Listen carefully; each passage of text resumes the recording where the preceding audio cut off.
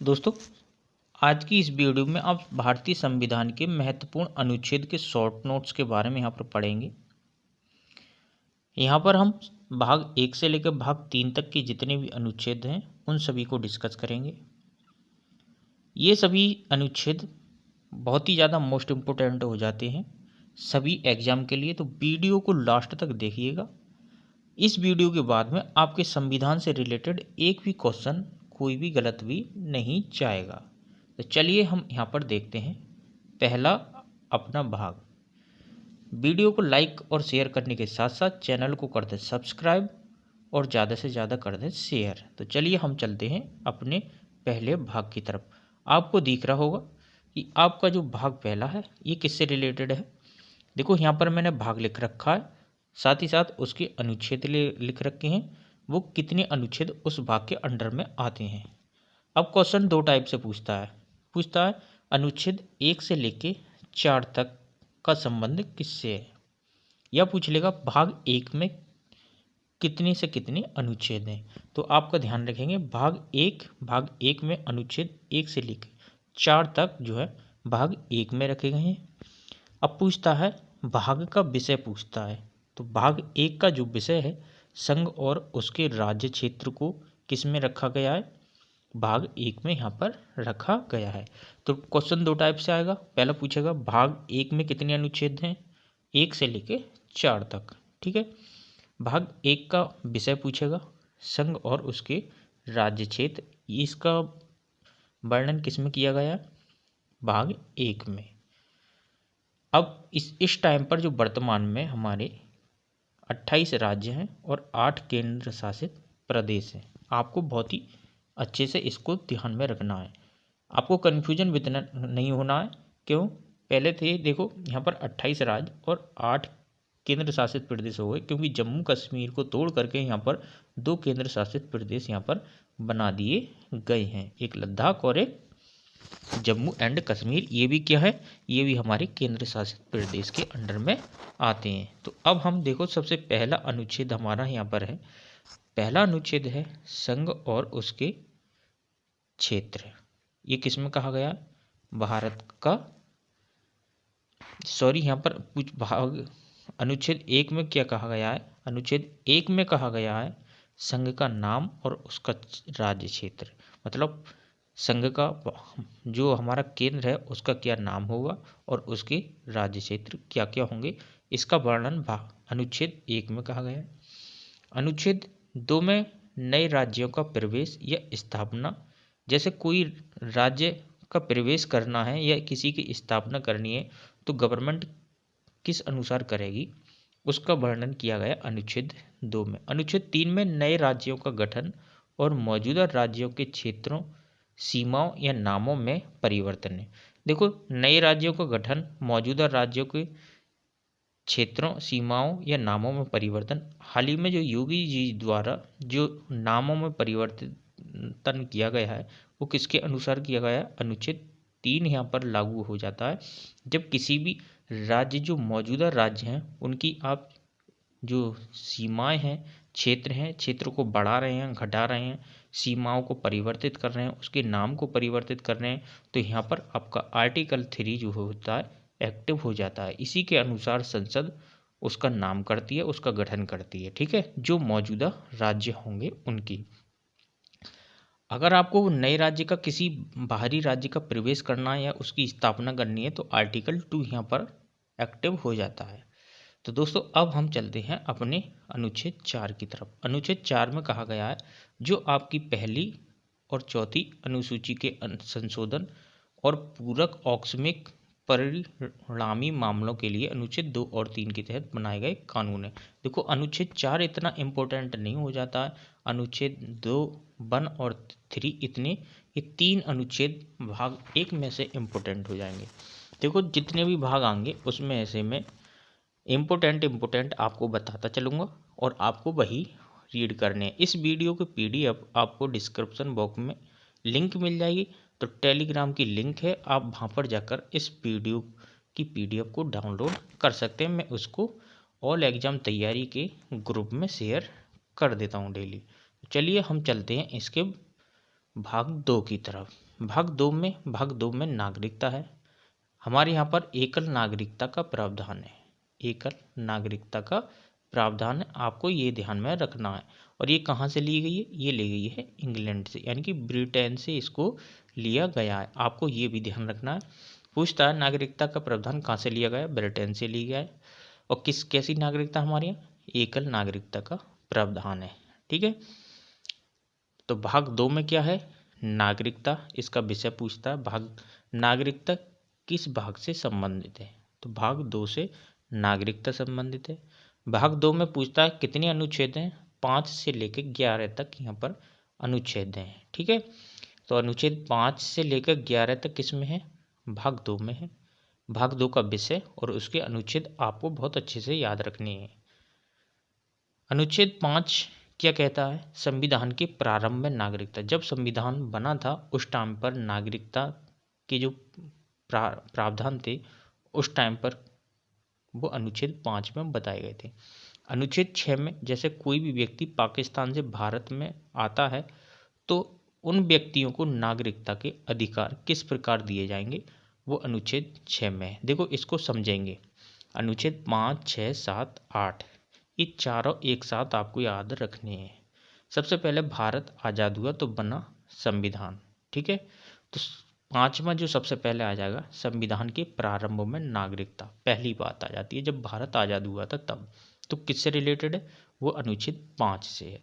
अब कोई भी व्यक्ति, जब हमारा देश आज़ाद हुआ तो पाकिस्तान से हमारे देश में आ रहे थे, हमारे देश में पाकिस्तान को जा रहे थे, तो जो सबसे पहले पाकिस्तान से भारत को जो आ रहे थे उनके लिए नागरिकता के प्रावधान दिए गए थे, तो इनको रखा गया अनुच्छेद 6 में।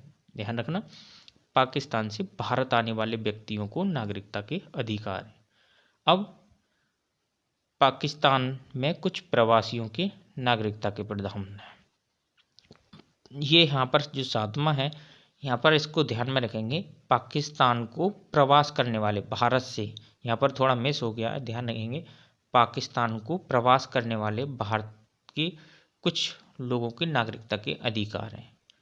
अनुच्छेद 8 यहाँ पर हो जाता है भारत के बाहर रहने वाले भारतीय मूल के कुछ व्यक्तियों की नागरिकता के अधिकार हैं। भारतीय मूल के मतलब जो व्यक्ति हमारे बाहर रह रहे हैं उनको जो है नागरिकता के अधिकारों के बारे में यहाँ पर अनुच्छेद 8 में बताया गया है। अनुच्छेद 9 में कोई भी व्यक्ति जो विदेशी राज्य की नागरिकता प्राप्त करता है, जैसे कोई व्यक्ति बाहर गया और उसने जाकर के विदेशी नागरिकता ग्रहण कर ली, तो उसके नागरिक नहीं बने रहने का जो प्रावधान है वो अनुच्छेद 9 में है। अनुच्छेद 10 में यहाँ पर नागरिकता के अधिकारों की निरंतरता है। और अनुच्छेद 11 में यहाँ पर जो संसद कानून द्वारा नागरिकता के अधिकार को विनियमित करती रहती है।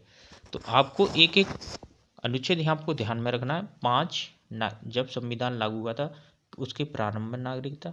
6 क्या था? जो पाकिस्तान से भारत आ रहे थे उनके लिए नागरिकता का प्रावधान। 7 जो भारत से पाकिस्तान जा रहे थे उनके लिए नागरिकता का प्रावधान।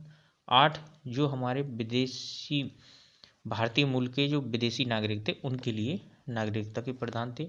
9 में यदि कोई व्यक्ति अपनी मर्जी से क्या करता है, विदेशी नागरिकता ग्रहण कर लेता है, तो उसका भारतीय नागरिक ना बना रहना 9 में बताया है।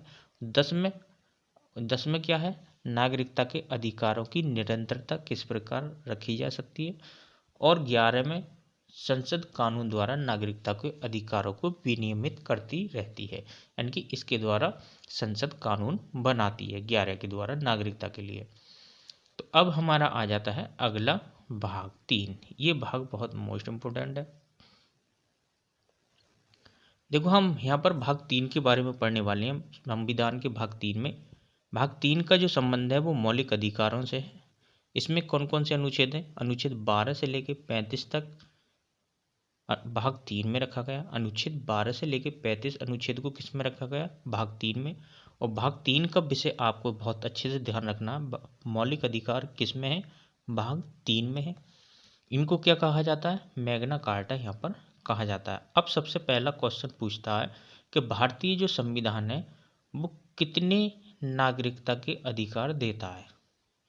हमारा जो संविधान है भारत का वो भारतीय व्यक्तियों को कितनी नागरिकता के प्रावधान देता है। तो पहला हो गया हमारा समानता का अधिकार, दूसरा स्वतंत्रता का अधिकार, तीसरा है शोषण के विरुद्ध अधिकार और चौथा है धर्म की स्वतंत्रता का अधिकार, पांचवा है संस्कृति और शिक्षा संबंधी अधिकार और छठा है हमारा संवैधानिक उपचारों का अधिकार। तो हमारे यहाँ पर जो भारत मौलिक अधिकार जो भाग हमारे यहाँ पर कितने प्रकार के मौलिक अधिकार हैं, 6 प्रकार। देखो ध्यान रखना, प्रकार की कितनी है, 6 प्रकार की। अब इनमें 6 प्रकार में भी अनुच्छेद डाले गए हैं। जैसे समानता का अधिकार है, कहाँ से, 14 से 18 तक है, ध्यान में रखेंगे। तो इसमें कितने अनुच्छेद हो गए, 14, 15, 16, 17, 18। कितने, 5 प्रकार के अनुच्छेद है। हमें 5 प्रकार की समानता दी गई है। कितनी प्रकार की, 5 प्रकार की समानता दी गई है। ऐसे ही स्वतंत्रता का अधिकार, स्वतंत्रता के अधिकार में कितने अनुच्छेद हैं, 19 से लेकर 22 तक। तो 4 अधिकार हो गए स्वतंत्रता के। ऐसे ही शोषण के विरुद्ध अधिकार 23 से लेकर 24 तक हैं, 2 अनुच्छेद हैं शोषण के विरुद्ध अधिकार के। धर्म की स्वतंत्रता का अधिकार 25 से 18 तक है। तो ये 4 प्रकार की स्वतंत्रता है, धार्मिक स्वतंत्रता है। संस्कृति और शिक्षा संबंधी अधिकार के लिए कितने अनुच्छेद हैं, 2 अनुच्छेद हैं, 29 और 30। संवैधानिक उपचारों का अधिकार 32। आपको बहुत ही अच्छे से समझ में आ गया होगा। मौलिक अधिकार किसमें, भाग 3 में है। कहाँ से कहाँ तक, 12 से 35 तक। आपको इतना समझ में आ गया होगा।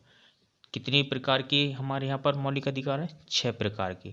प्रारंभ में कितने थे, 7 प्रकार के, क्योंकि एक जो 7वां था वो संपत्ति का अधिकार, इसको जो है इसका निरसन कर दिया गया है, इसको निरस्त कर दिया गया है और इसको अनुच्छेद 300A में एक विधिक अधिकार के रूप में रखा गया। विधिक का मतलब कानूनी अधिकार है ये, ना कि संपत्ति का अधिकार क्या है, एक कानूनी अधिकार है, ये मौलिक अधिकार नहीं है। ठीक है। 1978 में 44वें संविधान संशोधन 1978 में इसको निरस्त कर दिया गया था। ठीक है। कहाँ पर पहुंचा दिया गया, ये भी क्वेश्चन पूछता है कि जो संपत्ति का अधिकार है हमारा, इसको कहाँ पर रख दिया गया है, इसको जो है 300A में अब रख दिया गया है। किस संविधान संशोधन द्वारा, 44वें संविधान संशोधन 1978 द्वारा इसको 300A में रख दिया गया है। अब यहाँ पर चलते हैं हम अनुच्छेद, एक एक अनुच्छेद को, मौलिक अधिकार के एक एक अनुच्छेद को अच्छे से यहाँ पर डिस्कस कर लेते हैं। तो यहाँ पर देख सकते हैं अनुच्छेद 12 में जो है मौलिक अधिकारों की परिभाषा यहाँ पर दी गई है। मौलिक अधिकार हमारे किस प्रकार होते हैं, उनकी परिभाषा आपको कुछ ध्यान में रखना है। 12 में आपको ध्यान ही नहीं रखना, क्यों, क्योंकि इसमें पूछता ही नहीं है, इसमें मौलिक अधिकारों की परिभाषा है। अनुच्छेद 13 में क्या है, मौलिक अधिकारों के साथ असंगत या उनके अवमूल्यन में कानून है। अनुच्छेद 13 को भी नहीं पूछता है, आपको ध्यान नहीं रखना, बस आप पढ़ लीजिए, आपको ध्यान में रहेगा। मौलिक अधिकारों के जो असंगत और उनके अवमूल्यन में कानून है, मतलब जो भी कानून बने जाएंगे वो 13 में बताए गए हैं। अब चलते हैं हम अगले हमारे अनुच्छेद की तरफ। पहला जो हमारा अधिकार है वो है समानता का अधिकार। इसमें क्या बताया गया है, देखो समानता के अधिकार में मैंने बताया था अनुच्छेद 14 से कहाँ तक, अनुच्छेद 18 तक किसमें रखे गए हैं, ये रखे गए हैं हमारे समानता के अधिकार है। एग्जामिनर पूछता है समानता के अधिकारों को कहाँ से कहाँ पर रखा गया है। अनुच्छेद 14 से 18 तक किससे संबंधित है, ये हैं समानता के अधिकार। हमें कितनी प्रकार की समानताएं दी गई हैं उनके बारे में अनुच्छेद 14, 15, 16, 17, 18 बताता है। तो सबसे पहली जो समानता है वो हमें कानून के समक्ष, यानी कि विधि के समक्ष समानता का अधिकार है। किसकी, जो कानून होगा उसके समक्ष समानता का अधिकार है। सरकार क्या करेगी, एक प्रकार का कानून बनाएगी और सभी को एक प्रकार से ही लागू करेगी, सबको समान प्रकार से लागू करेगी।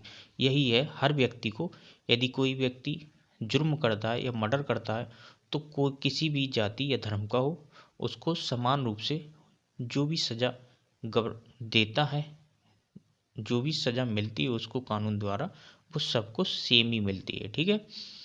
अब है अगला अनुच्छेद 15। तो अनुच्छेद 14 ध्यान रखेंगे, विधि या कानून की सब, इसमें कानून की जगह यहाँ पर विधि भी लिखा हुआ आता है। विधि और कानून का मतलब एक ही है। तो कानून या विधि के समक्ष समानता यानी कि समानता का अधिकार। अनुच्छेद 15 है, धर्म, मूल, वंश, जाति, लिंग या जन्म स्थान के आधार पर भेदभाव निषेध है।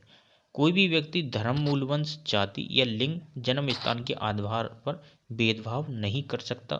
यदि करता है तो वो निषेध है, वो दंडनीय है। आप नहीं तो किसी के धर्म को लेकर भेदभाव कर सकते हैं, नहीं तो उसके मूल वंश को लेकर, नहीं उसकी जाति किस जाति का है, या किसी के लिंग, क्या कोई स्त्री है पुरुष है, चाहे किसी भी, ना ही उसके जन्म के स्थान को लेकर के आप भेदभाव कर सकते हैं। तो इसको जो है किस में निषेध किया गया है, इसको जो है अनुच्छेद 15 में निषेध किया गया, प्रतिबंध लगा दिया इस पर कि आप जो है किसी के साथ भेदभाव नहीं करेंगे। ठीक है। अनुच्छेद 16 यहाँ पर है, ये सार्वजनिक रोजगारों के मामलों में अवसर प्रदान करता है। कहने का मतलब है अवसर की जो समानता है वो हमें किस में दी गई है, अनुच्छेद यहाँ पर 16 में आपको दी गई है। सार्वजनिक रोजगार जो हमारे सरकारी रोजगार होते हैं उनके मामलों में क्या दी गई है, अवसर की समानता दी गई है। लेकिन यहाँ पर कुछ आरक्षित वर्गों को छूट दी गई है। अब है हमारा अनुच्छेद 17। देखो अनुच्छेद 14 से लेकर 18 ये जो 32 तक होते हैं ये बहुत ही मोस्ट इम्पोर्टेंट है। हर एक एग्जाम में एक न एक आपको टपक जाता है, तो आपको यहाँ पर बहुत अच्छे से इसको रीड करना है, इनका रिवीजन बार बार करना है। तो आपको ध्यान में रखेंगे जो अनुच्छेद 17 है इसमें क्या बताया गया है, जो हमारी अनटचेबिलिटी होती है, अस्पृश्यता का उन्मूलन है, मतलब इसको प्रतिबंध कर दिया है। जो अनटचेबिलिटी जैसे पहले छुआछूत जो होती थी, वो छुआछूत को किस में प्रतिबंध कर दिया गया, अनुच्छेद 17 में। अनुच्छेद 17 में क्या कर दिया, अनटचेबिलिटी पर बैन लगा दिया है, अस्पृश्यता पर बैन लगा दिया है। आप किसी भी के साथ में भी अस्पृश्यता का व्यवहार नहीं कर सकते। कि कहीं पर यह होता था, कई जो वैसे लोग होते थे उनको बहुत दूर बैठाया जाता था, अब वो आप नहीं कर सकते। अनुच्छेद 18 में है उपाधियों का उन्मूलन है, मतलब उन्मूलन का मतलब है अंत है। यदि आपको कोई भी उपाधि लेनी है तो आपको राष्ट्रपति से जाकर पहले अनुमति लेनी होगी। विदेशों से जो अनुमति उपाधि लेंगे आप, वो राष्ट्रपति से उस अनुमति लेंगे, उसके बाद में ही क्या करेंगे, आप अपना जो है उपाधि ले सकते हैं। इसमें जो है उपाधियों का अंत किया गया 18 में। अब चलते हैं दोस्तों अगले हम अनुच्छेद की तरफ। तो यहाँ पर हमारा है अगला जो अधिकार आ जाता है हमारा दूसरा, स्वतंत्रता का अधिकार। हम समानता का अधिकार पढ़ चुके हैं, समानता के अधिकार में हमने अनुच्छेद 14 से अनुच्छेद 18 तक पढ़ चुके हैं। अब हम चलते हैं स्वतंत्रता का अधिकार। स्वतंत्रता का अधिकार पहला है अनुच्छेद 19। अनुच्छेद 19 में कहा गया है भाषण की स्वतंत्रता आदि के संबंध में कुछ अधिकारों का संरक्षण है। भाषण की स्वतंत्रता का मतलब बोलने का अधिकार है। आप इतने ध्यान रखिए कि जो 19 है वो क्या है, हमारा बोलने का अधिकार किस में है, 19 में। इसमें 5 तरह की आपको स्वतंत्रता दी गई है। अनुच्छेद 20 में अपराधों के लिए दोष सिद्धि के संबंध में संरक्षण। जो भी कोई अपराध करेगा तो उसके दोष सिद्ध करने के संबंध में उसको संरक्षण दिया गया, उसको भी अपना बचाव करने का क्या दिया गया, उसको संरक्षण दिया गया कि उसको जो है अपना दोष सिद्ध करने में, उसके पास उसने दोष किया है नहीं किया, उसको एक यहाँ पर प्रोटेक्ट किया गया कि आपको दोष सिद्ध करने के लिए कुछ प्रावधान दिए गए हैं कि आपने दोष किया है नहीं किया, उसके लिए यहाँ पर अनुच्छेद 20 में प्रावधान है। तो अनुच्छेद 21 बहुत ही मोस्ट इम्पोर्टेंट है, जीवन और व्यक्तिगत स्वतंत्रता की सुरक्षा है। यह आर्टिकल 21 जो है बहुत ही इम्पोर्टेंट है। जीवन और व्यक्तिगत स्वतंत्रता का अधिकार किस में है, अनुच्छेद 21 में। अनुच्छेद 22 में कुछ मामलों में गिरफ्तारी और नज़रबंदी के खिलाफ संरक्षण है। ध्यान रखेंगे अनुच्छेद 20 में अपराधों के लिए दोषसिद्धि के संबंध में संरक्षण है, जबकि 22 में जो कुछ मामलों में गिरफ्तारी और नज़रबंदी के खिलाफ संरक्षण यहाँ पर दिया गया है। अब चलते हैं दोस्तों हम अपने तीसरे मौलिक अधिकार की तरफ। तीसरा जो मौलिक अधिकार है हमारा शोषण के विरुद्ध अधिकार है। इसमें क्या कहा गया है, इसमें दो प्रकार के अनुच्छेद आ जाते हैं, अनुच्छेद 23 और अनुच्छेद 24। अनुच्छेद 23 है मानव के दुर्व्यवहार और बलात् श्रम का प्रतिषेध यहाँ पर किया गया है। यदि कोई भी व्यक्ति मानव से दुर्व्यवहार करता है या बच्चों से श्रम कराता है, बलात् श्रम से प्रतिषेध यहाँ पर किया गया है। अनुच्छेद 24 में है कारखानों आदि में बच्चों के नियोजन के का निषेध यहाँ पर किया गया। आपको ध्यान में रखना है, कारखानों में बच्चों से काम कराना जो प्रतिबंध लगा दिया है वो अनुच्छेद 24 के अनुसार लगाया है, जबकि अनुच्छेद 23 में किसी भी मानव के दुर्व्यवहार का मतलब है ना ही तो आदमियों की आप खरीद फरोख्त कर सकते हैं। जैसे बहुत से आदमी क्या करते हैं, बच्चों को पकड़ के ले जाते हैं, आदमियों को पकड़ के ले जाते हैं, उनको बेच देते हैं। आप उनको बेच नहीं सकते। ये किस में कहा गया, अनुच्छेद 23 में नहीं, 23 में कहा गया है। 24 में बच्चों से आप कारखानों में काम नहीं करा सकते। ये किस में कहा गया है, अनुच्छेद 24 में कहा गया। 23 और 24 को बहुत अच्छे से आपको डिफरेंस, इनमें अंतर ध्यान रखेंगे। कारखानों में बच्चों से काम पर प्रतिबंध लगाया 24 में, जबकि मानव के साथ दुर्व्यवहार पर प्रतिबंध लगाया 23 में। चलते हैं अगले अनुच्छेद यानी कि अपने अगले मौलिक अधिकार की तरफ। तो धर्म की स्वतंत्रता का अधिकार, ये हमारा धर्म की स्वतंत्रता का अधिकार, इसमें अनुच्छेद 25 से लेकर 28 तक रखे गए हैं, 4 अनुच्छेद हैं। अनुच्छेद 25 जो है अंतरात्मा की स्वतंत्रता और धर्म के स्वतंत्र पेश, अभ्यास और प्रचार की स्वतंत्रता है। कहने का मतलब ये है कोई भी व्यक्ति जो चाहे वो धर्म मान सकता है, त्याग सकता है। कोई भी व्यक्ति अपने धर्म का प्रचार कर सकता है, उसकी पूजा कर सकता है, उस पर कोई भी रोक नहीं लगाएगा। आपको अनुच्छेद 25 बहुत अच्छे से समझ में आ गया होगा। कोई भी व्यक्ति जो धर्म चाहे वो मान सकता है, प्रचार कर सकता है और उसकी पूजा कर सकता है। अनुच्छेद 26, जब किसी भी व्यक्ति ने कोई धर्म मान लिया, प्रचार करने लगा, तो उसका जो प्रबंध करेगा, मैनेजमेंट करेगा, उसको बताया गया था अनुच्छेद 26 में कि आप अपने धार्मिक मामलों का कैसे मैनेजमेंट करेंगे, उनका प्रबंधन कैसे करेंगे, उसको जो संरक्षण दिया गया अनुच्छेद 26 में यहाँ पर दिया गया। ध्यान रखेंगे, अनुच्छेद 25 में धर्म को मानना है और अनुच्छेद 26 में धर्म का प्रबंधन, उसके जो क्रियाकलाप होते हैं, कुछ आयोजन होते हैं, उनका प्रबंध या मैनेजमेंट आप कैसे करेंगे, उसकी स्वतंत्रता 26 में दी गई है। अनुच्छेद 27 में किसी विशेष धर्म के प्रचार के लिए करों के भुगतान के संबंध में स्वतंत्रता है। जैसे कोई विशेष धर्म में आप जो है कर से छूट प्रदान की गई है।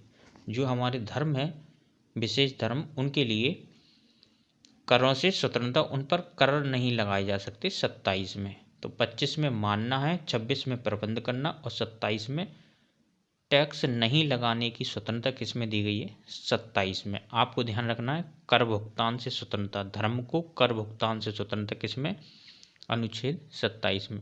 अनुच्छेद 28 में कुछ शैक्षणिक संस्थानों में धार्मिक शिक्षा या धार्मिक पूजा में उपस्थिति के बारे में स्वतंत्रता, सांस्कृतिक और शैक्षिक अधिकार। ध्यान रखेंगे, देखो कोई भी व्यक्ति जो शैक्षणिक संस्थान है वो धार्मिक शिक्षा या धार्मिक पूजा में किसी भी बच्चे को उपस्थित होने के लिए जोर नहीं दे सकता।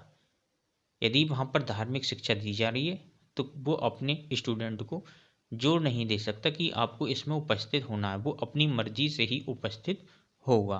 तो चलिए दोस्तों, अब हम चलते हैं अपने नेक्स्ट अनुच्छेद की तरफ।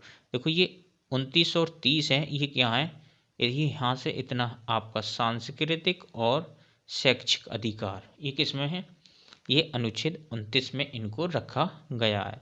सांस्कृतिक और शैक्षिक अधिकार ये हमारा अगला प्रकार का मौलिक अधिकार है। इसमें कितने अनुच्छेद आते हैं, 2 आते हैं, 29 और 30।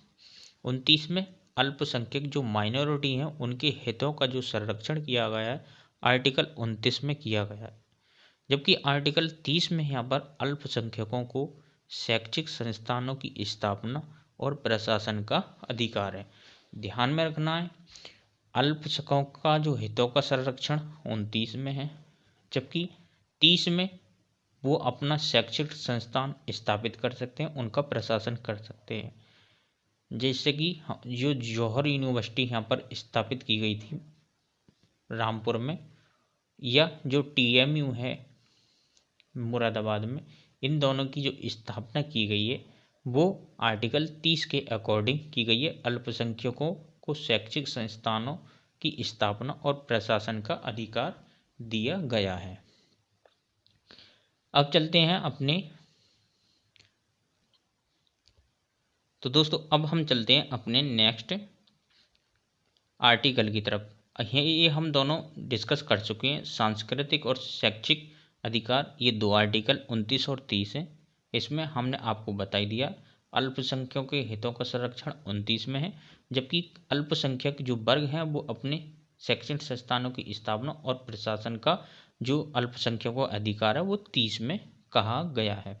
दोस्तों अगला है हमारा आर्टिकल 31, जो कि हमने आपको पहले ही बता दिया था कि ये हो गया है निरस्त। क्या हो चुका है?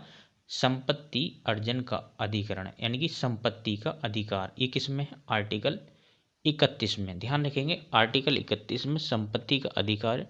इसको निरस्त करके किससे निरस्त किया था? ये 1978 है, यहाँ पर थोड़ा मिस्टेक हो गई है, ध्यान रखेंगे।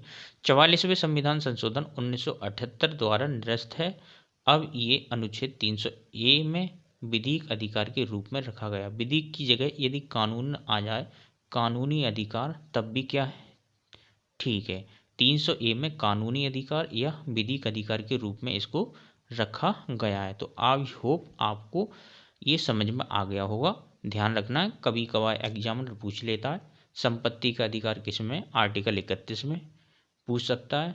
जब संपत्ति के अधिकार को किस संविधान संशोधन द्वारा निरस्त किया गया था? 44वें संविधान संशोधन 1978 द्वारा इसको किस में रखा गया? ये भी पूछता है। 300A में किस रूप में रखा गया? कानूनी अधिकार या विधिक अधिकार के रूप में इसको वहाँ पर रखा गया है। अब ये मौलिक अधिकार नहीं है। अगला है हमारा लास्ट जो आ जाता है वो है हमारा संवैधानिक उपचारों का अधिकार। डॉक्टर भीमराव अंबेडकर ने इसे संविधान की आत्मा कहा गया है।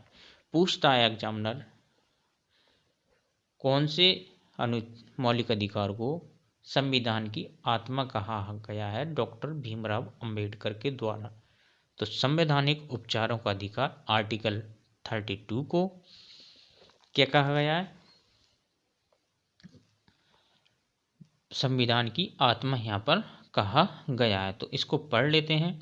आर्टिकल 32 क्या कहता है? ये कहता है आर्टिकल 32, इसके अंतर्गत मौलिक अधिकारों को परिवर्तित कराने के लिए समुचित कार्रवाइयों द्वारा उच्चतम न्यायालय में आवेदन करने का अधिकार प्रदान किया गया। इस संदर्भ में सर्वोच्च न्यायालय को 5 तरह के समावेश का मतलब रिट निकालने की शक्ति प्रदान की गई है। एग्जामिनर पूछता है जो सुप्रीम कोर्ट है जो कितनी तरह की रिट जारी करता है? तो सुप्रीम कोर्ट 5 तरह की रिट आपको जारी करता है। आप ध्यान में रखेंगे कितनी तरह की? 5 तरह की रिट यहाँ पर जारी करता है। सुप्रीम कोर्ट कितनी प्रकार की? 5 तरह की रिट आपको ध्यान में रखना है, ठीक है। अब पहली रिट आ जाती है हमारी बंदी प्रत्यक्षीकरण। इनका नाम बहुत अच्छे से ध्यान रखना, हैबियस कॉर्पस, परमादेश मैंडमस, प्रतिषेध प्रोहिबिशन, प्रतिषेध लेख, उत्प्रेक्षा क्रिटेरियरी, अधिकार परीक्षण लेख, क्वे वारंटो। ये 5 तरह की यहाँ पर रिट हो गई जो कि सुप्रीम कोर्ट जारी करता है। तो आई होप आपको ये सभी क्वेश्चन बहुत ही अच्छे लगे होंगे। आर्टिकल एक एक आर्टिकल को मैं बहुत अच्छे से आपको समझा कर लेकर आया हूँ। ये वीडियो को लाइक और शेयर करने के साथ साथ चैनल को कर दीजिए सब्सक्राइब और बेल आइकॉन को ऑल पे प्रेस कर लीजिए, जिससे कि हमारी जितनी भी वीडियो आपको अपलोड हो तो उनकी नोटिफिकेशन आप तक पहुंचे सबसे पहले। चलिए मिलते हैं अपनी नेक्स्ट वीडियो में, तब तक के लिए जय हिंद, नमस्कार, थैंक यू फॉर वॉचिंग।